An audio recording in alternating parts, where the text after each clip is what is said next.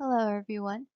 My name is Nubia, and for my research project, I decided to talk about the need for Asian and Pacific Islander women self-representation in the mass media. So for this project, I analyzed many literatures, journals, documentaries, and movies to gain knowledge and understanding about the big picture of Asian and Pacific Islander women in mass media and how it directly affects them indirectly, mentally, and physically. Here we have three amazing women in the Asian and Pacific Islander community that I am fortunate enough to learn about who have recently propelled positive and inclusive representations forward. On the left is Aquafina, who is the main character in the lead of Marvel's blockbuster movie Shang-Chi and the Legends of the Ten Rings. On the bottom right, we have director of Pixar's Turning Red, Domichi. And finally, my personal favorite is architect and artist Maya Lin, whose first project was designing the Vietnam Memorial. Around 10 years ago, I got to see this memorial in person, and it was such an emotional and poetic moment that I still treasure to this day. After getting to hear more about her life and battles through oppression, I am glad she was able to keep the integrity of her beautiful design. And being the humble person that Maya Lin is, I feel that she does not get the recognition that she deserves to hear more often. And on the far left is a picture of the Vietnam Memorial that I feel like everyone should get to see within their lifetime. So why did I select API women in mass media as my topic?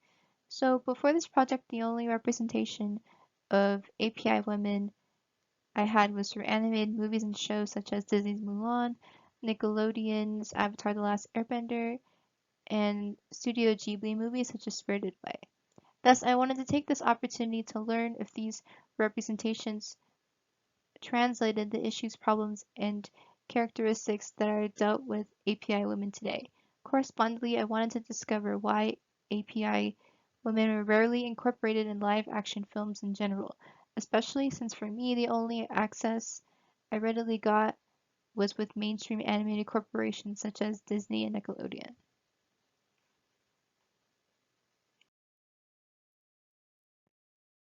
So what is the history behind API women in mass media? So during the very beginning, when it was only Chinese immigrants coming into America, the mass media initially captured their goal to describe Asian Pacific Islanders as the enemy. Thus, API were depicted as power-hungry, methodical, and manipulative beings that prioritized success above all else. Correspondingly, during the wars to follow, API women had the additional roles of being submissive, serving, and sexually satisfying the needs of military soldiers. From early immigration to the US, these stereotypes continued to be stigmatized and follow them through mass media. So they were viewed as the foreigner. They did not easily comply with the typical behavior of the average American. Thus, they had a significant disadvantage in submitting change for themselves within the cultural laws and legislation. Already within Chinese culture, women were expected to be obedient and follow the ways of tradition. So when API women came to America for themselves, they faced oppression by Asian men and by United States laws. The minimal opportunities for API to succeed in their communities created poor and insufficient neighborhoods for living. In fact, about 60% of Asian and Pacific Islander women were prostitutes originally in like the first communities of the United States. Correspondingly, the previous image of Asian women in prostitution became prevalent in mass media and is still available to this day, with the Dragon Lady character stereotype, which is seen on the left, who was portrayed as mysterious, manipulative, and hypersexual. And on the right, just beside, is an example of the lotus blossom stereotype that occurred when military men started to bring back API wives or military wives to the United States. And they were recognized as sexually pleasing and obedient to men, in addition that they needed to submerge into American culture and leave their original Asian cultures behind. So what are some literature review findings? So these are my two favorite quotes that I used in my paper. The one on the left talks about mockery and mimicry and how unfortunately API women are not in the correct position of not having authority and power to combat these stereotypes that are given to them, and they don't have any ability to fight back with these stereotypes by themselves because of other stereotypes that are put upon them. And so when API women don't fit into this small box of stereotypes, they get confused by mass media of their identity within themselves, and so they're not really sure who they are as a person, even though it might be clear to other people that they're API women, but they don't feel that they fit into that small box, so they just become unable to fulfill their potential without knowing who they are themselves. And then on the right, it talks about basically the summary of my whole paper about how political policies through either immigration to America and also just how API women are treated here through stereotypes from the mass media and the little involvement that people outside of the API community have in investing in these cultures and learning more about them has continuously led API women to live with these stereotypes, being forced to live with these stereotypes, and not be able to change them themselves as fast as they should. So, because of this continuous cycle, um, even though API women have started to fight back with organizations such as film festivals, where they're given an opportunity to show their their views and perspectives of themselves. Unfortunately, not as many people see those accurate portrayals versus the mass media portrayals, which are easily accessible anywhere. So, what did I learn from my topic? I learned about implicit yellow face logic and how, even though there are more physical representations of API women, that does not mean that they have the freedom to act and the freedom to direct as they feel that they should of themselves. Instead, they are often told by people of higher position that who they're trying to be is not Asian enough or it's not correct, such as in the picture example of the first API sitcom directed by an API woman, but unfortunately, she was told that she didn't comply to what they were looking for, and they even hired an additional coach in order to tell her how to be herself, basically. And also, I learned about the model minority myth and how impactful this one stereotype was. And because API women are always portrayed as these perfect and non permissive, passive women, that they were never expected to combat these fake stereotypes that were put upon them. And so, for a very long time, API women complied with these because it was the only identity that mass media gave them. So they were unable to change these ideas.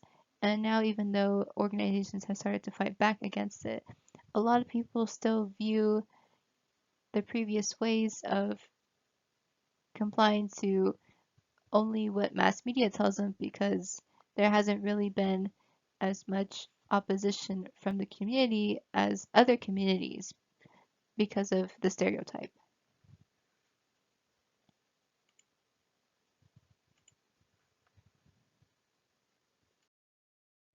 So where does API women in mass media stand today?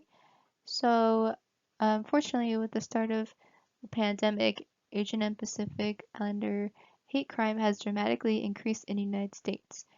During the end of Donald Trump's presidency, the mass media has persistently instilled xenophobia and yellow peril fear into the population by labeling the COVID-19 pandemic as the Chinese virus or the Kung flu. With the rise of anti-immigration laws and the fear of invading foreigners, API women have not had a safe and available platform to combat these stereotypes.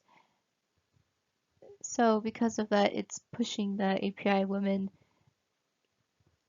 resistance and opposition to mass media back because a lot of non-API people that live in the United States do not want to deal with these people because they're seen as, again, that invasive and manipulative person that just wants to take over and destroy things. So they're not seen in a positive light right now, which is drastically affecting, again, how they can change these stereotypes.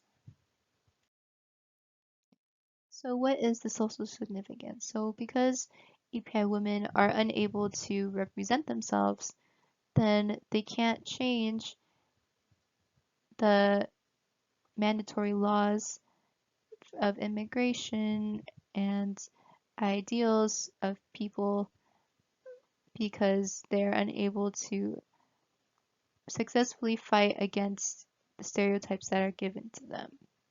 If they did have more representation, more people would see the inaccuracies of their previous representation, and then they will be able to make more movement and have more support from non-API people in order to make change. So that's why API representation is needed so much because without the support of other groups, most people don't see the reason for them to change, and most people don't understand how much API women have to deal with because of the model minority stereotype where it seems that all API women are successful and they don't need additional help or perks because they're all hardworking people. So thoughts, insight, and personal experience.